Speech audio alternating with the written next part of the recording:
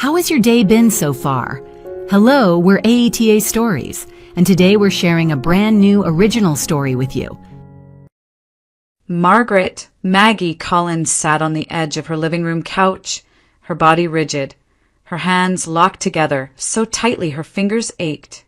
The house was silent in a way that felt unnatural, as if sound itself had learned to avoid the place. Just days earlier, laughter and small footsteps had filled these rooms. Now there was nothing, only the weight of absence pressing down on her chest until breathing felt like work.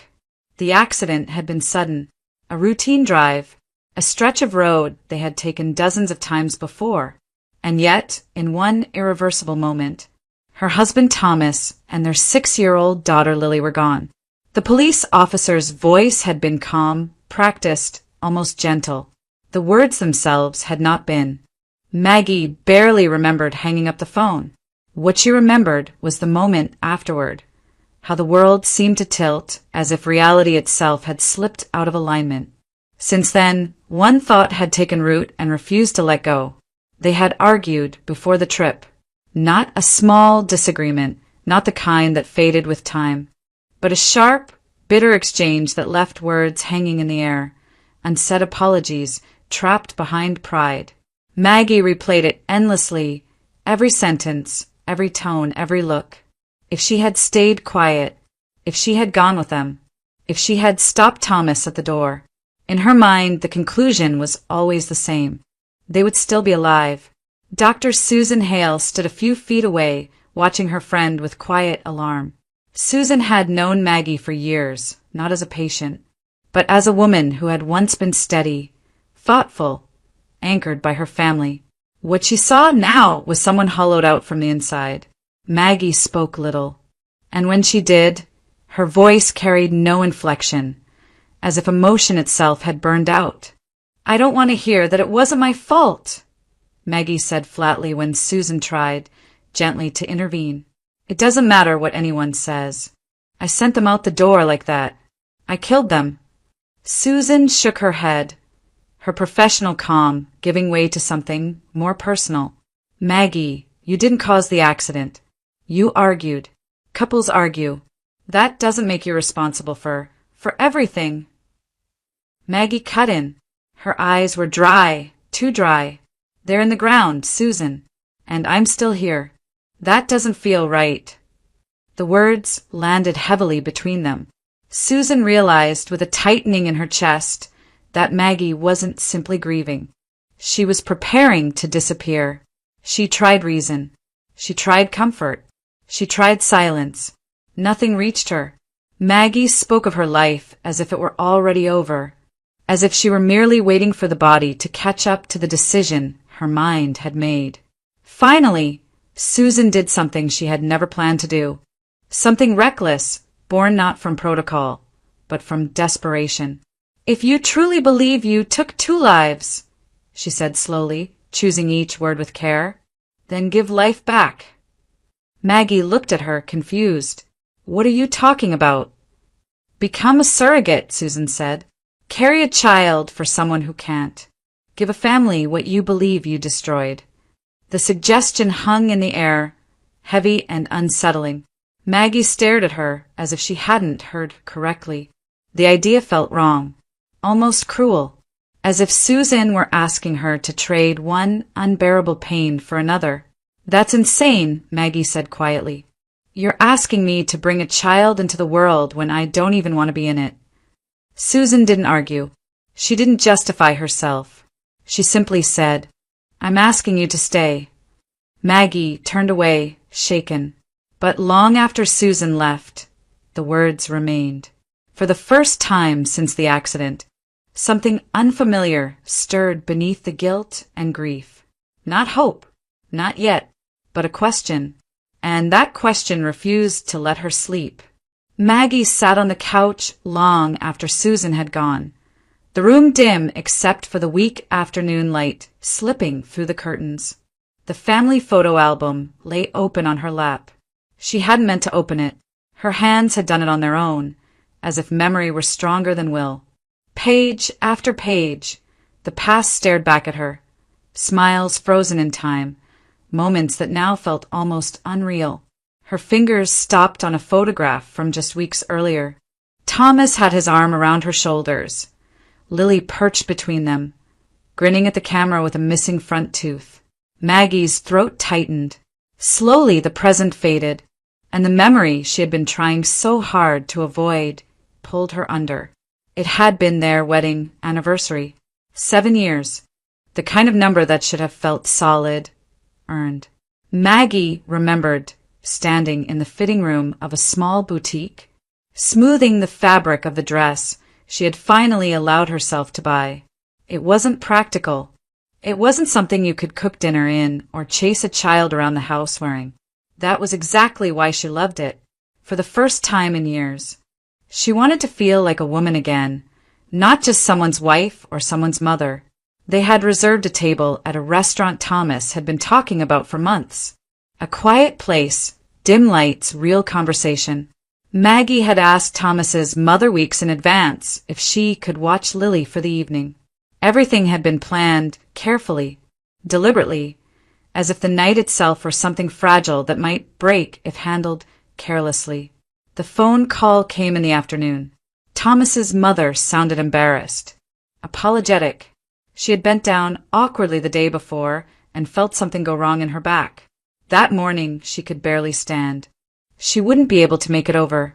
Maggie listened in silence, her fingers gripping the phone until her knuckles turned white. She understood. Of course she did. But understanding didn't stop the disappointment from crashing through her all at once. When Thomas came home early from work, Lily trailing behind him, Maggie was already on the verge of tears. She told him about the call, about the canceled plans, about the dress still hanging in the closet with nowhere to go. Thomas sighed and sat down, not even taking off his jacket. "We can go see Mom," he said. "Make sure she's okay. Pick up anything she needs. We'll celebrate another time." The words were reasonable, calm, and somehow unbearable. Maggie felt something sharp rise up inside her, something she didn't recognize until it was already speaking for her. She snapped back, accusing him of never choosing them, of always putting everyone else first. Thomas's patience thinned. His voice hardened. They went back and forth, each sentence landing heavier than the last. When Maggie said the words about his mother, words she knew even as she spoke them were unfair, there was a moment of stunned silence. Thomas looked at her as if he no longer recognized the woman standing in front of him. "Enough," he said finally. Lily, sensing the tension, tugged at his hand and asked if she could go with him. Maggie didn't stop them. She couldn't.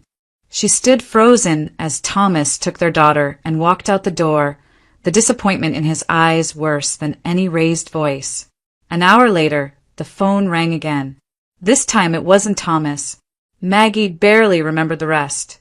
The words blurred together. Accident. Emergency responders. She remembered dropping the phone. Remembered sinking to the floor. Remembered screaming until her voice gave out. The memory dissolved, leaving her slumped on the couch, the photo album still open in her hands. Exhaustion finally overtook her. Maggie curled in on herself, clutching the album to her chest, and fell into a shallow, restless sleep, surrounded by the ghosts of a day that had shattered everything. That night, Maggie dreamed. In the dream, she was standing somewhere vast and quiet, a place without walls or sky. The air felt weightless. 2 white doves descended slowly and landed on her outstretched hands. Their feathers were warm, alive beneath her fingers. She was afraid to move, afraid even to breathe, as if the smallest motion might send them away. Then, without warning, one of the doves began to glow. Light spilled from its body, soft at first, then brighter, until the shape itself dissolved into shimmering dust. The light drifted upward and vanished, leaving her left hand empty. The second dove remained. Maggie felt its weight change. The warmth grew heavier, more human. She looked down and saw that the bird was no longer a bird at all, but a newborn child, small and fragile, curled against her palm. Panic surged through her. The baby shifted, and Maggie struggled to hold on, terrified she would drop it. Her hands trembled as she tried to keep the tiny body from slipping away. She woke with a sharp intake of breath.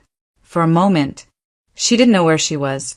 Her arms were wrapped tightly around the family photo album, pressed against her chest. Her hands tingled, aching faintly, as if they had truly been holding something with weight and warmth. Maggie sat up slowly, her heart racing, the image of the baby still vivid in her mind.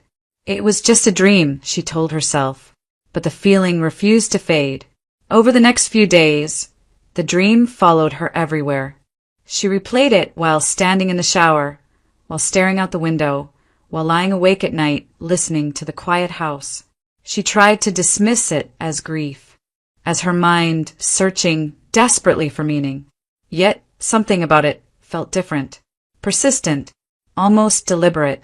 For the first time since the accident, her thoughts began to shift, not away from guilt, but around it. What if staying alive didn't mean forgetting? What if it meant carrying something forward instead of disappearing? Susan's words returned to her uninvited. Give life back.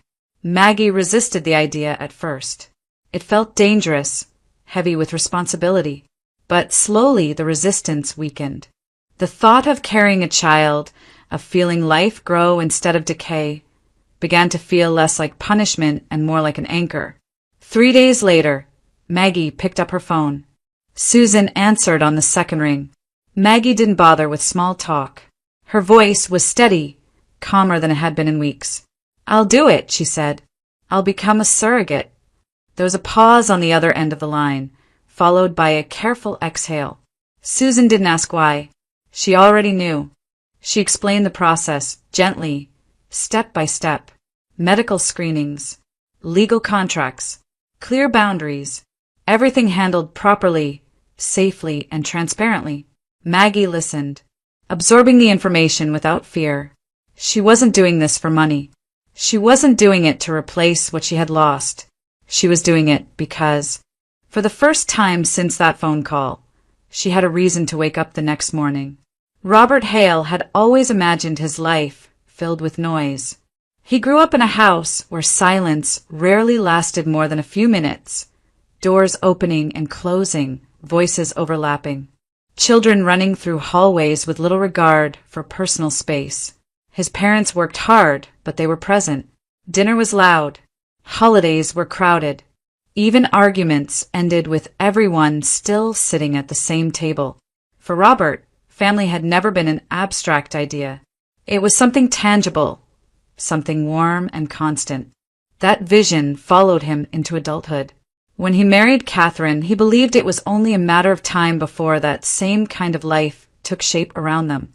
Catherine, however, had imagined something very different. She loved their home precisely because it was quiet, clean lines, order, control. She took care of herself meticulously. Early mornings at the gym, careful attention to what she ate, regular appointments that ensured nothing was left to chance. Her appearance mattered to her, not out of vanity alone, but because it was something she could manage completely. Her body, her schedule, her future, those were hers. Pregnancy had never fit into that picture. Whenever Robert brought up children, Catherine responded with practiced ease. Not now. Maybe later. Let's enjoy what we have. At first, Robert accepted these answers. He told himself that timing mattered, that patience was part of love. But as years passed, the conversations grew heavier, returning again and again without resolution. The cracks in their marriage were not dramatic. There were no shouting matches, no slammed doors. Instead, there was distance. Catherine changing the subject too quickly. Robert lingering too long at family gatherings, watching his nieces and nephews with a look he didn't try to hide. His mother noticed. She asked quiet questions. Catherine smiled through them all. The truth was simple. Catherine did not want to be a mother. Not the pregnancy. Not the sacrifice. Not the loss of control. One evening, After yet another carefully restrained conversation, Catherine surprised him. "We could use a surrogate," she said, as if suggesting a new appliance. Robert looked at her, unsure he had heard correctly. "A surrogate?" "Yes," Catherine replied calmly. "Plenty of couples do it. It's legal, efficient. We get a child without turning our lives upside down." She spoke in facts, not feelings. There was no mention of longing or connection, just logistics. Robert hesitated. The idea unsettled him. In his mind, family was something shared from the beginning, pregnancy included. He had imagined Catherine carrying their child, imagined seeing her body change, imagined the closeness that would come from that shared vulnerability. But Catherine was firm. "I'm not doing it myself," she said plainly. "This is the only option I'm willing to consider." For days, Robert wrestled with the decision. He knew this was not the family life he had envisioned. Yet, he also knew that walking away would mean giving up entirely on the dream he had carried for so long. He told himself that love took many forms, that a child was what mattered most, not how they arrived. In the end, hope outweighed doubt. He agreed, not because he believed surrogacy would fix everything, but because it was the last path left that might turn their marriage into the family he had always wanted. The meeting took place in a quiet office that felt deliberately neutral, as if emotion had been designed out of the room.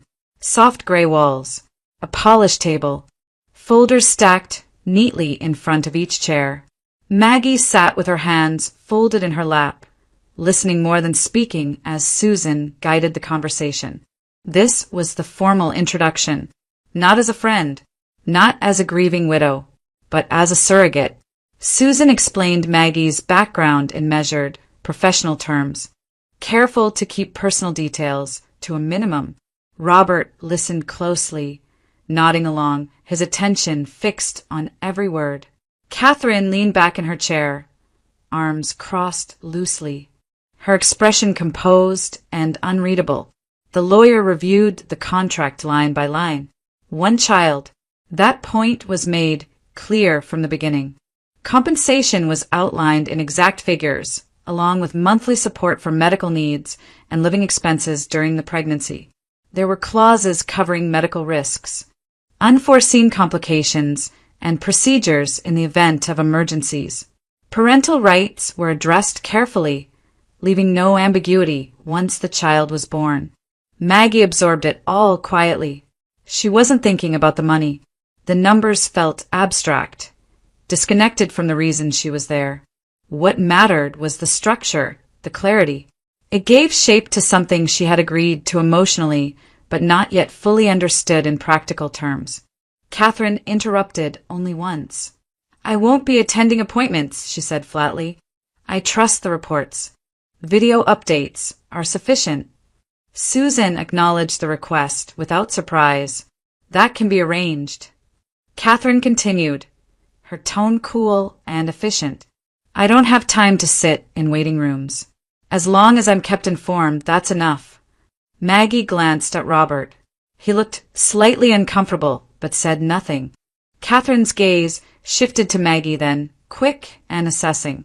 She took in Maggie's appearance, her posture, her face, the quiet composure that hadn't fully erased her natural grace. Something tightened in Catherine's expression before it smoothed out again. She didn't like it.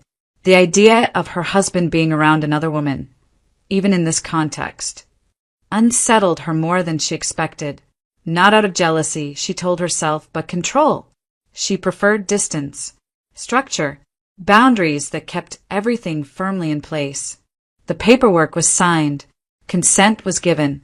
The agreement became official. A few days later, Maggie returned to the clinic alone. Susan met her there, guiding her through the final steps with calm reassurance. The embryo transfer was brief, clinical, almost anticlimactic. Maggie lay still afterward, staring at the ceiling, feeling as if something momentous had occurred without fanfare. The waiting was harder. Days stretched on, quiet and heavy. Maggie moved carefully through them. as if any sudden action might disrupt what was happening inside her body. When Susan finally called with the results, her voice carried a warmth that broke through Maggie's restraint. The transfer had been successful. Maggie was pregnant. She left the clinic that afternoon with her hand resting instinctively against her abdomen, even though there was nothing yet to feel.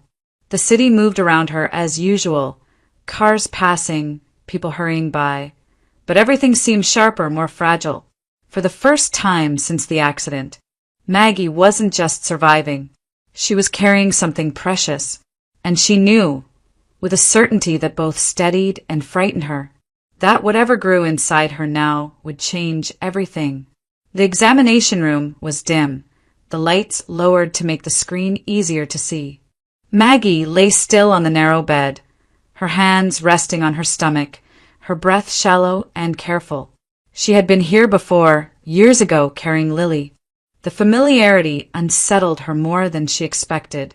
Susan stood beside the monitor, moving the ultrasound probe slowly, methodically. At first, everything seemed routine. The steady hum of the machine filled the room. Maggie watched Susan's face, searching for reassurance. Then Susan stopped. Her hand froze mid-motion. Her eyes narrowed slightly as she leaned closer to the screen, studying it with an intensity that made Maggie's chest tighten. "Susan," Maggie asked quietly, "what is it?" Susan didn't answer right away. She adjusted the angle, then adjusted it again. The silence stretched, heavy and unnerving.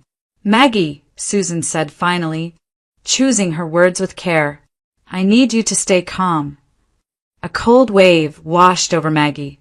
"Just tell me." Susan straightened, exhaling slowly. "Both embryos implanted." The words didn't register at first. "Both?" Maggie repeated. "Yes," Susan said. "You're carrying twins." The room seemed to tilt. Maggie stared at the ceiling, her mind scrambling to catch up. Twins. 2 heartbeats.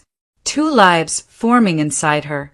The image from her dream flashed unbidden through her thoughts. The 2 doves, one dissolving, one remaining. "But the contract," Maggie whispered. "It's for 1 child." Susan nodded. "I know." The reality settled in all at once, pressing down on Maggie's chest until it was hard to breathe. Fear surged, followed immediately by something else, something dangerous and unexpected. Hope. Her thoughts raced ahead of reason. The agreement, the signatures, the limits drawn so carefully on paper. And yet, inside her body, reality had already moved beyond them. 1 child would go to the intended parents. That was clear. But the other, the thought took shape before Maggie could stop it. If she kept 1 baby, she wouldn't be breaking the agreement entirely. She would still give them what they wanted. And in return, she would have a reason to stay. A reason that was living, breathing, undeniable. "Maggie," Susan said gently, watching the conflict play across her face. "We need to think this through." Maggie swallowed. "Can you tell what they are?" Susan hesitated, then nodded. "It's early, but I'm fairly certain. 1 boy, 1 girl." Maggie closed her eyes. Catherine's voice echoed in her memory. Her preference, stated casually but firmly. "A daughter." "If they want a girl," Maggie said slowly, "they can have the girl." Susan stiffened. "Maggie! And I keep the boy," Maggie continued, her voice steadier now. "I'm not taking anything from them. I'm giving them exactly what they asked for." Susan looked at her in disbelief. "That's not how this works. This isn't a technicality. This is—" "I know what it is," Maggie said, tears finally slipping free. "It's the only thing keeping me here." Silence filled the room again. Susan turned back to the screen, her professional instincts battling with her conscience. She knew the rules. She knew the risks, legal, ethical, personal. And yet she also saw the woman in front of her, clinging to the first thread of meaning she had found since losing everything. Finally, Susan spoke. Susan didn't answer right away. She stared at the monitor for a long moment, then finally turned to Maggie. "No one else can know." "Not yet," she said quietly. "We'll keep the second heartbeat out of the standard reports for now." Maggie looked up, startled. "Can we even do that?" Susan hesitated. "Temporarily, yes. I'll manage how the ultrasound data is summarized, but this isn't a long-term solution. Eventually it will come out, during delivery or earlier. You need to be prepared for that." Maggie nodded slowly, her throat tight. "I just need time." "Then we keep it between us," Susan said more softly this time. "But Maggie, this isn't without risk." "I know," Maggie whispered, "but it's the only thing keeping me here." Neither had Maggie, but as she lay there, feeling the weight of 2 lives growing within her, she knew the choice had already been made. The video calls became routine. Maggie sat in the same chair each time, laptop balanced carefully on the table in front of her, hands folded just out of view. Susan joined most calls briefly at the beginning, confirming that everything was progressing as expected, then stepped away to let the intended parents speak with the surrogate directly. "Everything looks normal," Maggie said during the first call, her voice even. "The pregnancy is healthy." Catherine nodded once, her expression composed. "That's good," she said. "Please make sure the reports are sent on time." Robert leaned closer to the screen. "How are you feeling?" he asked. "Any nausea? Fatigue?" Maggie answered honestly, though selectively. She spoke of mild discomfort, of rest, of routine checkups. She did not speak of 2 heartbeats. She did not speak of the quiet moments at night when she lay awake, counting breaths that were not her own. Catherine remained politely distant throughout. She listened, asked practical questions about schedules and timelines, and then excused herself with reminders about meetings she needed to attend. Her involvement never extended beyond what was necessary. Maggie noticed how Catherine's gaze occasionally flicked toward Robert when he asked too many questions, how her posture stiffened whenever the conversation lingered. Robert, in contrast, seemed grateful for every detail. He asked about appointments, about nutrition, about whether Maggie needed anything. His concern was gentle, almost tentative, as if he were afraid of overstepping. After each call ended, Maggie sat quietly for a moment, letting the screen go dark. Only then did she allow herself to breathe fully. The monthly support payments arrived on schedule. Maggie used them carefully, methodically. Groceries first, prenatal vitamins, comfortable clothing as her body began to change. And slowly, without ceremony, she began setting aside small things for the baby boy she planned to keep. A soft blanket, tiny socks, nothing extravagant, just proof that she was preparing for a future that included him. The pregnancy progressed smoothly. Susan monitored everything closely, maintaining the separate records with meticulous care. Maggie attended appointments on schedule, followed instructions, and did everything she was told. Physically, she felt strong. Emotionally, she felt something more complicated. Her bond with both babies deepened as the weeks passed. She spoke to them in the quiet of the evenings, resting her hands against her stomach. She told herself that love did not have to be divided evenly to be real. One child would go to the parents who had longed for her. The other would stay with the woman who had almost given up on living. Still, as the due date crept closer, anxiety settled in. Maggie found herself rehearsing the birth in her mind. What would happen? What could go wrong? What questions might be asked? The truth she was hiding pressed heavier each day, no longer abstract, but imminent. She knew that once labor began, control would slip from her hands.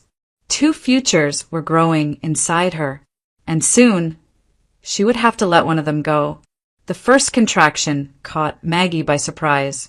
She was standing in the checkout line of a small neighborhood store, a carton of milk balanced against her hip, when sharp pain sliced through her abdomen. It wasn't the dull pressure she had grown used to over the past weeks. This was different, sudden, blinding, impossible to ignore. Maggie inhaled sharply and gripped the edge of the counter, willing herself to stay upright. Another wave followed almost immediately. Someone asked if she was all right. Maggie tried to answer, but the words dissolved as she bent forward, her free hand instinctively pressing against her stomach. Within moments, the store manager was calling for help, his voice tight with urgency. An ambulance arrived quickly, the siren cutting through the ordinary afternoon as if the world itself had shifted into emergency. As the paramedics guided her onto the stretcher, Maggie forced herself to speak. "Dr. Susan Hale," she said breathlessly. "Tell them to take me to her hospital." Susan received the call before Maggie even reached the ambulance doors. She didn't hesitate. Orders were given. Rooms prepared. The staff already knew what was coming before Maggie was wheeled through the entrance. Labor progressed fast. The delivery room blurred into flashes of light and sound. Gloved hands, clipped voices, the steady commands Susan gave as she took control.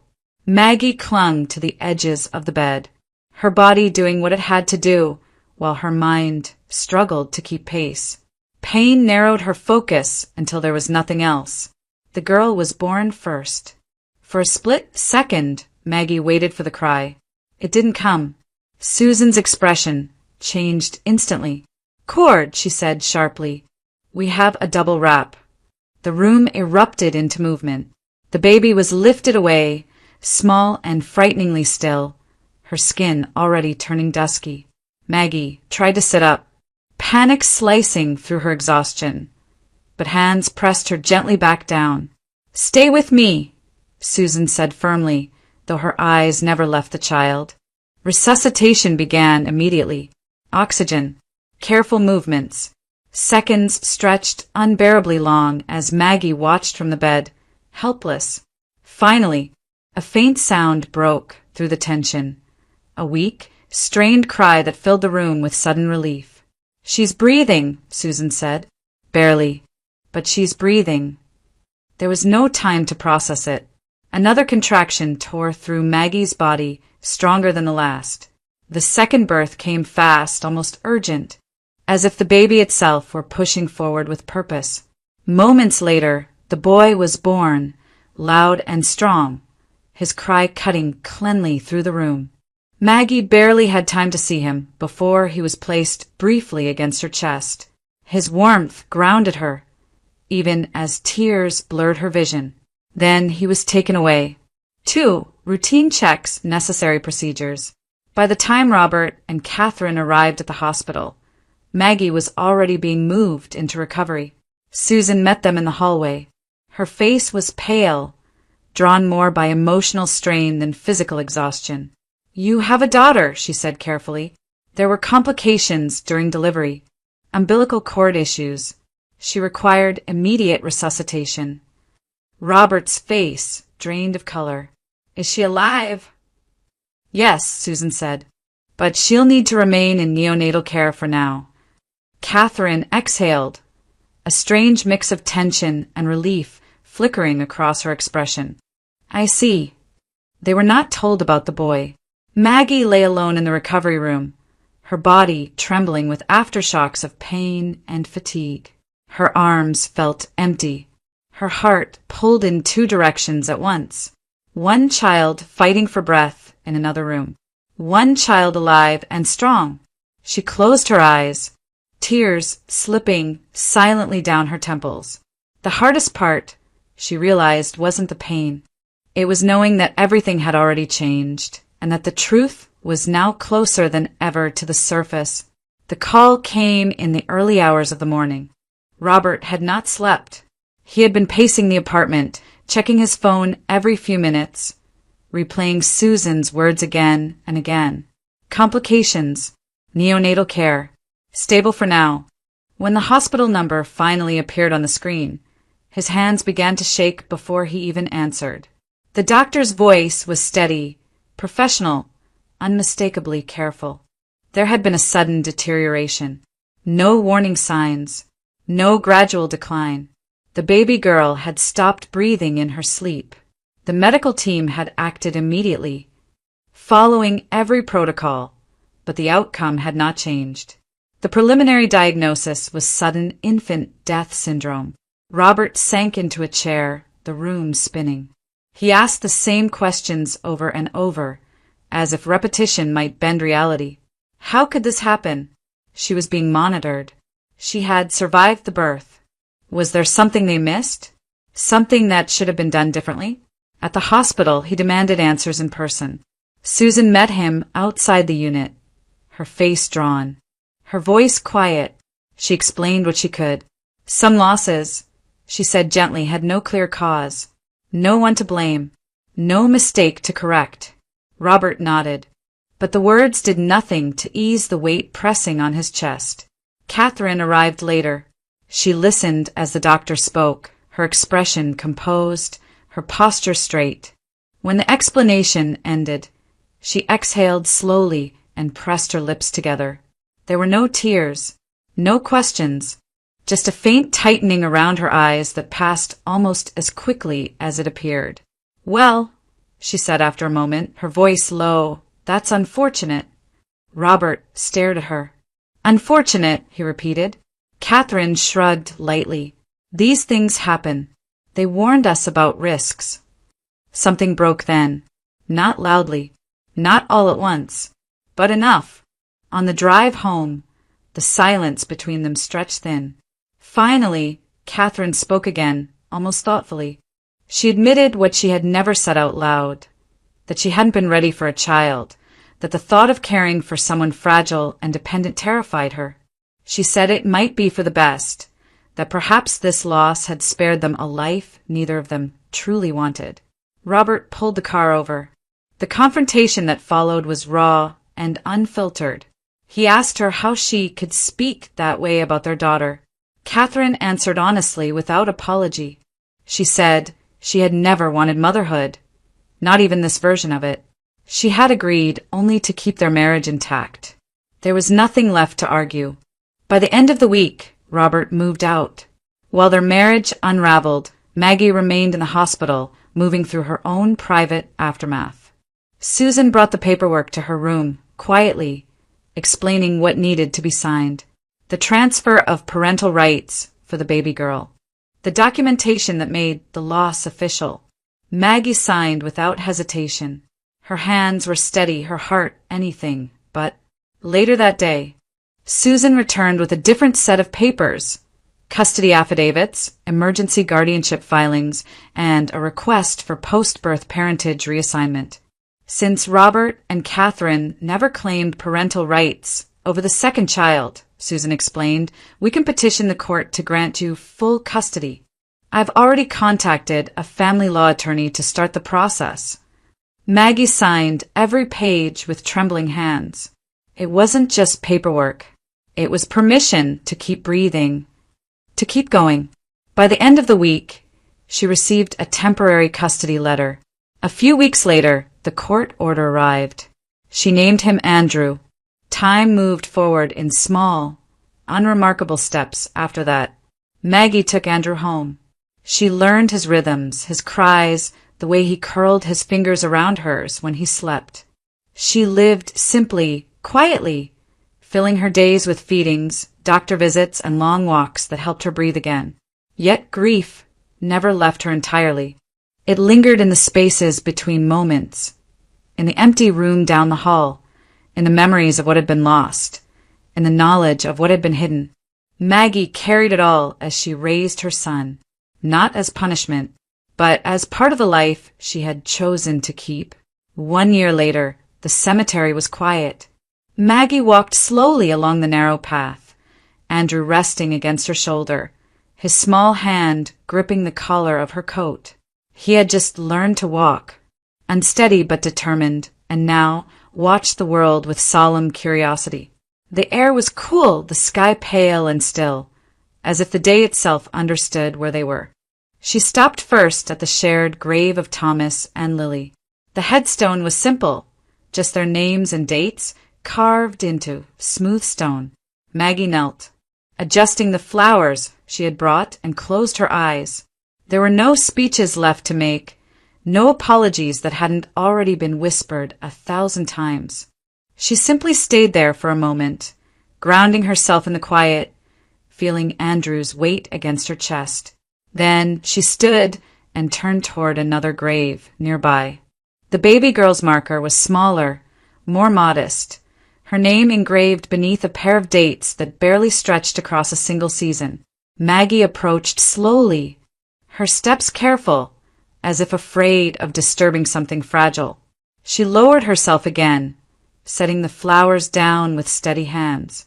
"I'm sorry," she murmured, not expecting forgiveness, only needing to say the words. "Margaret." The sound of her name startled her. Maggie turned, instinctively pulling Andrew closer. Robert stood a few feet away, holding a small stuffed animal and a single bouquet. He looked thinner than she remembered, older somehow, as if grief had reshaped him from the inside out. "I didn't mean to intrude," he said quietly. "I come here sometimes." Maggie nodded, unsure what to say. Robert's gaze shifted to Andrew. He watched the boy carefully, his expression changing in subtle stages. Confusion, recognition, then something like understanding, settling slowly into place.